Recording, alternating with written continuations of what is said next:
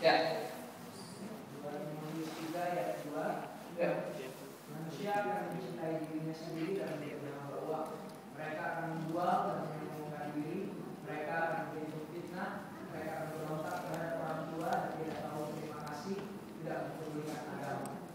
Terus ya?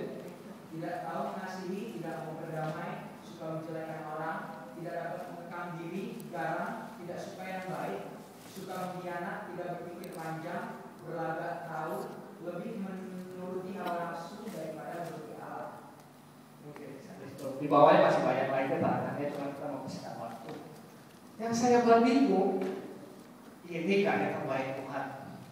Loh, bukannya Tuhan selamatkan kita untuk jadi sesuatu yang luar biasa? Bukannya karya terbaik Tuhan mestinya menunjukkan sesuatu yang luar biasa? Semua manusia di dunia ini adalah karya terbaik Tuhan. Tapi di akhir zaman kita temukan manusia seperti seakan-akan bukan karya terbaik Tuhan. Yang rusak dunia ini bukan binatang. Yang membuat dunia ini jadi jelek itu manusia sendiri. Inikah karya terbaik Tuhan? Pertanyaan gitu. Saya seperti bingung. Loh, kok bisa begini manusia akhir zaman? Ya saya yakin di sini gak ada yang seperti itu. Karena kita kan bukan orang-orang yang seperti itu. Saya akan kasih tahu. Saya coba, saya coba renungin. Apa yang membuat manusia akhir zaman seperti itu? Saya sempat renungin. Oke. Nah, saya setelah saya pikirin, saya baca di Ayub 14 ayat 1 aja.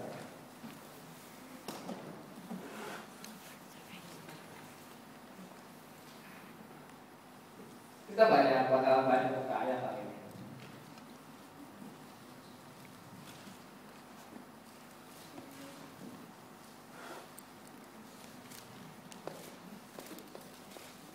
Oke, saya baca aja ya.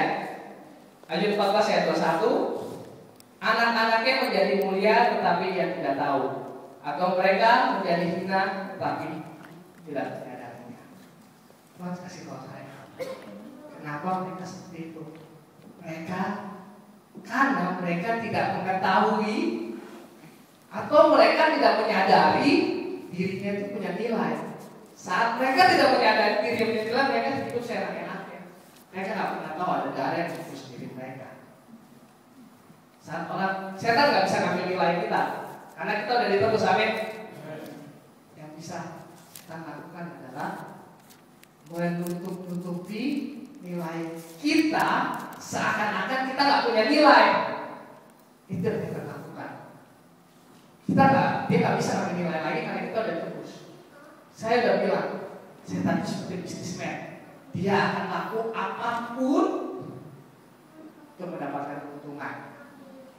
Amin. Oke, saya lanjutin lagi. Yang diambil adalah kesadaran. Kalau definisi kesadaran, saya kasih tahu sedikit definisi kesadaran. Kalau saya punya teman psikologi yang saya suka ngobrol sama dia. Dia bilang, apa sih definisi kesadaran menurut psikologi? Dia bilang, kesadaran adalah memahami dan mengetahui, mewakili sikap, emosi, dan perasaan. Itu kalau psikologi. Kalau kedokteran, bilang ini, kesadaran adalah di mana seseorang bisa merespon stimulasi dari luar dan dalam. Itu orang yang sadar seperti itu. Nah, seberapa pentingnya kesadaran dalam kehidupan seorang Kristen? Kita nggak bisa respon apa yang Tuhan mau kalau kita nggak sadar, amin. Kita nggak bisa tahu perasaan gimana how to love God kalau kita nggak sadar. Ya, kita nggak tahu gimana rasanya apa yang Tuhan lakuin ke kita kalau kita nggak sadar. Itu yang Yesus pengen lakukan supaya kita nggak sadar kehidupan kita ini seperti apa sekarang. Oke, dan 30% survei membuktikan orang yang masuk UGD unit gawat darurat adalah orang yang kesadarannya menurun. Jadi saat kerohanian kita menurun pada kondisi waspada yang sampai masuk UGD. Oke, kita langsung ini. Ada beberapa poin yang membuat manusia nggak sadar. Salah satunya adalah tidur. Siapa yang suka tidur teman ini? Siapa yang suka tidur teman ini? Ya kita buka di ayat ini. Amsal 6 ayat 4. Berapa? Ada yang bisa bacain? Amsal 6 ayat 4. Amsal 6 ayat 4. Yes. Janganlah membiarkan matamu tidur dan kelopak matamu mengantuk. Oke. Jangan membiarkan matamu tidur dan kelopak matamu mengantuk. Dia sedikit aneh ayatnya kan. Kita butuh tidur, kalau nggak tidur bisa besoknya sempoyongan. Cuman yang Salomo katakan saat ini bukan tidur fisik, tapi tidur rohanimu. Itu dia yang dimaksud. Bukan fisikmu aja yang tidur. Kalau fisikmu yang tidur mah nggak apa-apa, tapi rohanimu yang tidur. Kita mesti tahu kenapa iblis suka buat kita tidur, karena orang yang tidur itu gampang ditaklukin. Tahu nggak? Siapa yang suka nonton di sini? Saya suka nonton. Saya kalau nonton film perang, setiap musuh yang nyerang biasanya kebanyakan malam. Perhatiin nggak sih? Kalau zaman-zaman waktu masih ada kerajaan, benteng dan kawan, biasa mereka nyerangnya itu malam. Saat para penjaga sedang tidur. Karena akan sangat mudah menyerang suatu kerajaan saat kerajaan itu sedang lengah. Sangat sulit untuk merebut suatu kerajaan kalau kerajaan itu penjaganya sedang tidur. Amin. Itu salah satu kenapa iblis membuat kita tidur. Dan kedua, saat kita tidur, kita gampang ditaklukkan. Kita baca satu Hakim-Hakim 16 ayat 19. Jangan pada tegang ya, relax sedikit.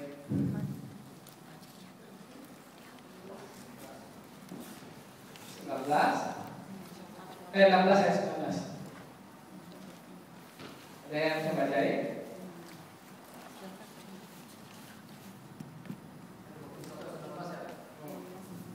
16 ayat 19.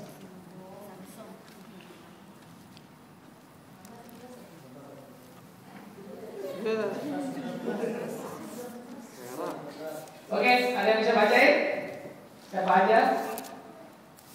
Hakim-Hakim 16 ayat 19. Sudah itu dibukanya sesuatu di pangkalnya, lalu dipanggilnya seorang dan disuruhnya mengukur 7 rambut jarinya, sehingga mulailah Simpson ditundukkan oleh perempuan itu, sebab kekuatannya telah lenyap daripadanya.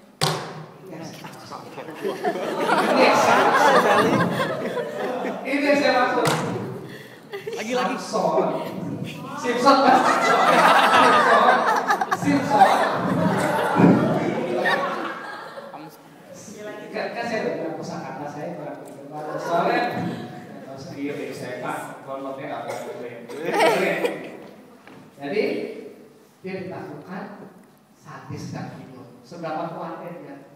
Bukan kuatnya luar biasa, tapi wanita itu memiliki dia untuk tidur dan ditolak kekuatannya.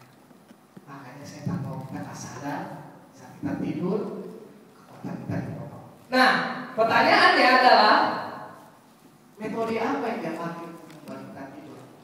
Itu dia, metode apa kita mesti tahu dong. Saya nggak mau tidur Tuhan.